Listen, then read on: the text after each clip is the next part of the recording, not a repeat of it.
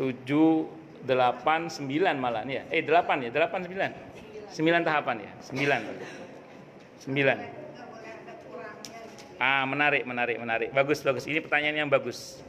Kan saya bilang tadi, Bu, di awal tadi, yang saya sempat katakan.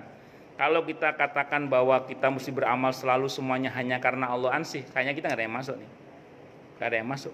Kan hampir semua kita pasti ada tendensi-tendensi duniawi atau ukhrawinya, toh. Nah, tapi bersyukurlah pada Allah, kita nggak mesti 100% seluruh amal kita mesti karena Allah semua. Paling enggak kita pernahlah berbuat sesuatu yang karena Allah semata. Pernah lah, walaupun cuma sekali, pernah lah, masa nggak pernah sama sekali. Itu satu. Kemudian yang kedua, yang tidak kalah pentingnya adalah bagaimana caranya kita ini kemudian kayak, saya mohon maaf ya, kayak nangis itu. Kan kata Nabi kan, aukamakal, tangisan seseorang yang dalam kesendiriannya karena Allah itu akan mendapatkan satu, naungan pada hari di mana tidak ada naungan kecuali naungan Allah. Yang kedua, air matanya bisa memadamkan api neraka. Itu jangan Anda bayangkan Anda tiap malam terus nangis, itu enggak. Pernah nangis sekali saja karena Allah dalam kesendirian, walau cuma setetes, teman samping nggak ada yang tahu, itu nangis karena Allah, itu sudah sangat berharga. Tetesan air mata yang seupil, masa seupil sih, setetes itu ya, itu sudah sangat bermanfaat. Bisa nggak misalnya ya, Anda lagi nyetir mobil, samping Anda lagi foto-foto, cepret, pada saat nyetir itu Anda sedang ingat dosa, terus Anda nangis karena Allah. Samping Anda nggak tahu. Kenapa? Karena ketutup sama kacamata tuh. Jadi nyangkut di sini air matanya nggak ketahuan. Nah, jadi itu orang nggak tahu, itu sudah sangat bermanfaat. Dari sekian banyak amal kita, mungkin ada amalan kita yang, mohon maaf, tendensius banget, plus duniawi, plus ukhrawi. Tapi masa nggak ada satupun yang sekali waktu karena Allah? Masa nggak ada? Biasanya orang kalau lagi kecewa banget sama makhluk, itu ibadahnya tulus karena Allah. Sekali itu sudah. Itu seperti itu. Bisa dipahami ya, insya Allah, Bu, ya. Jadi Allah bukan manusia yang sangat kejam dalam menilai sesuatu sehingga harus perfect misalnya. Allah zat yang diantara nama Allah itu Asyakur. Asyakur itu adalah diantara makna Asyakur kalau pernah ngaji Al-Asmaul Husna, itu adalah zat yang maha menerima kekurangan hamba-hambanya. Jadi insya Allah asal kita udah berusaha, kurang-kurang dikit dimaklumi. Jangankan Allah, dosen aja, kalau dosennya nggak killer ya asalannya, itu mahasiswa kurang-kurang dikit aja ya di katrol nilainya. Saya kira itu ya. Wallahu a'lam. Insyaallah. Ya, Bu. Tandanya itu ada air mata. Soalnya saya pengalaman spiritual saya itu pernah saya tadabbur alam, saya merasa benar-benar menangis tapi tidak keluar ya. Benar-benar kayaknya deket Tuhan tuh. Yang kemarin foto-foto itu, Bu, ya. Itu di mana kemarin itu, Bu? Yang sama anak-anak itu di mana foto sama bapak kan? Yang pakai pakaian kebesaran mana ya? Oh, Jepang ya. Oh, di Jepang kemarin itu. Terus Ya, sama teman-teman ini. oh, Merasa dekat sekali, apa itu juga bisa, apa maksud saya itu, apa harus ada air mata atau enggak, tapi kita merasa dekat dan merasa semua ini karena Allah. Bersyukur. saat itu Ibu keluar air mata apa tidak? Enggak keluar air mata. Tapi benar-benar merasa apa ya, Ustaz? Pastinya gini, insya Allah. Apa yang Ibu rasakan itu, getaran itu adalah getaran yang dirahmati oleh Allah. Itu getaran yang bernilai pahala insya Allah. Akan tetapi memang yang Nabi sebutkan persyaratannya mesti mengalirkan air mata. Makanya kan dalam hadis riwayat Ahmad diantaranya Nabi sampai mengatakan, wa beku wa ilam tabku fatabakau. Kata Nabi, aukamakal, nangislah. Kalau kamu nggak bisa nangis, ya berusaha untuk nangis kayak gimana caranya. Kalau kata Imam Al-Asnawi, iya betul, saking pentingnya nangis. Jadi kalau kamu nggak bisa nangis, gimana caranya? Yang penting kamu bisa nangis gitu. Kalau kata Imam Al-Asnawi, beliau mengatakan, menangislah kamu karena kamu nggak bisa nangis. Maka bersyukurlah bagi yang nangisan. Ya, saya tahunya dua orang ini nangisan begini. Ya, takut karena Allah. Kalau takut karena Allah itu nangis yang benar. Tapi kalau nangis takut sama debt collector lain lagi nanti itu. Iya, insya Allah. Mudah-mudahan jangan sampai lah kalau debt collector jangan sampai. Jadi nilai nangis itu yang sangat berharga. Walaupun cuma sedikit, Bu, ya. Jadi nggak harus perfect 100%, nggak harus. Allah itu maha baik kok, jangan khawatir.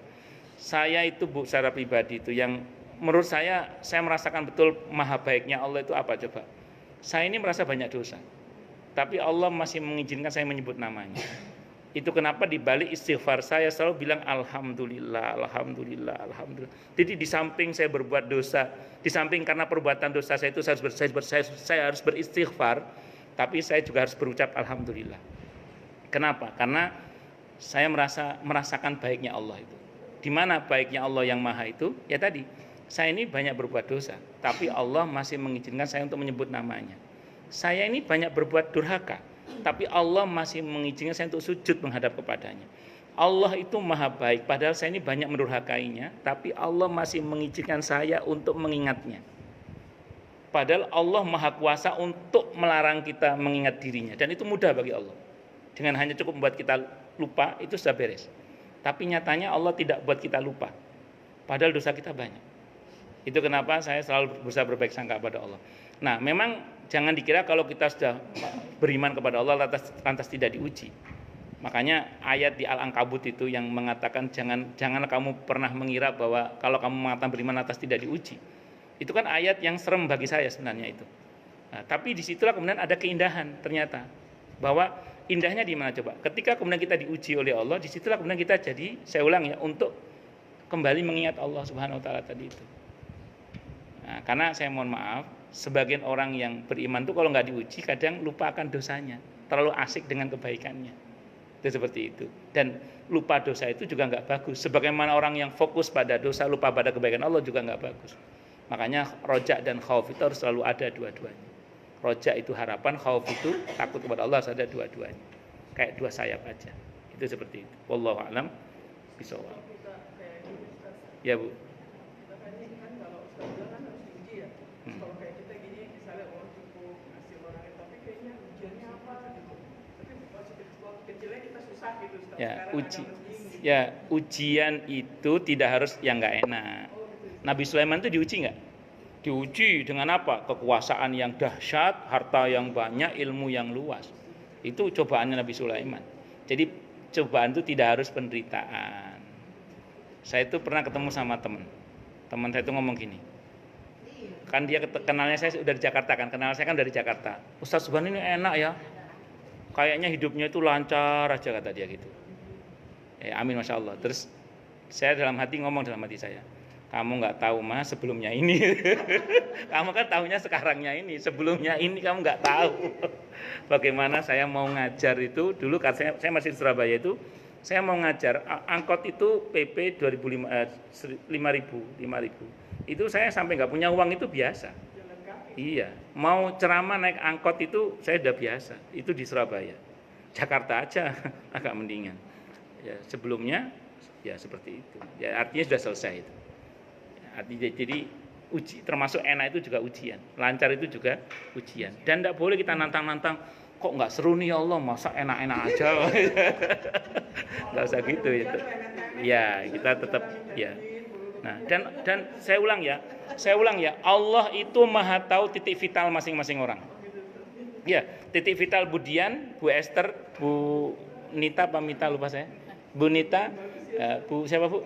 Bu Evi, Bu Yuni, Bu Ani, Bu.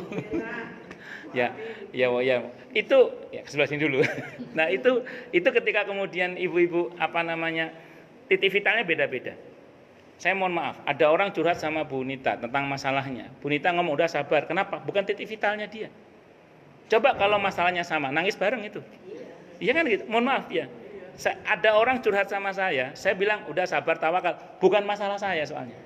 Coba kalau titik vitalnya dia sama dengan saya, bisa nangis bareng loh. Loh iya, saya mohon maaf, kita nggak usah ngomong, maaf ya, ada orang cerita tentang masalah ini cerita berdua. Terus ada orang ketika mendengar karena masalahnya sama langsung gini. Jadi lo gitu juga ya. akhirnya nangis bareng bertiga berjamaah. Kenapa? Karena titik vitalnya sama. Nah, makanya saya ulang sekali lagi, Allah Maha tahu titik kelemahan seseorang. Jangan dikira kalau ustadz itu terus mesti sabar dalam menghadapi masalah. Masalahnya ustadz itu disentil juga di pada titik yang dimana itu menguras emosinya dia juga sama. Oh iya sama, itu jangan salah. Anda cuma nggak tahu aja kan titik saya di mana kan gitu. Itu menguras emosi, perasaan, dan itu menantang kekonsistenan terhadap apakah tetap berbaik sangka kepada Allah atau buruk sangka kepada Allah. Jangan salah, itu seperti itu. Iya sama aja. Coba, cuma orang itu punya titik-titik vitalnya. Cuman kan ada yang tahan, ada yang nggak tahan. Gitu aja sih sebenarnya. Wallahu a'lam bishawab. Cukup dulu ya. Ini ada jam setelah ini ada nggak? Bu, ada ya? Bu Rahma ya? Ya, kita tutup dengan oh, sedang sakit beliau. Oh enggak ada. Oh enggak, Mas. Ya, cukup? Atau ada lagi sebelum saya tutup? Jelas ya, insyaallah ya. Yes, kita tutup dengan hamdalah. Alhamdulillahirabbil alamin. Semoga kajian kita bisa bermanfaat, mubarakah di dini wad dunya wal akhirah untuk kita, keluarga kita dan seluruh umat Islam semuanya. Dan mudah-mudahan kita semua dijadikan oleh Allah sebagai orang-orang yang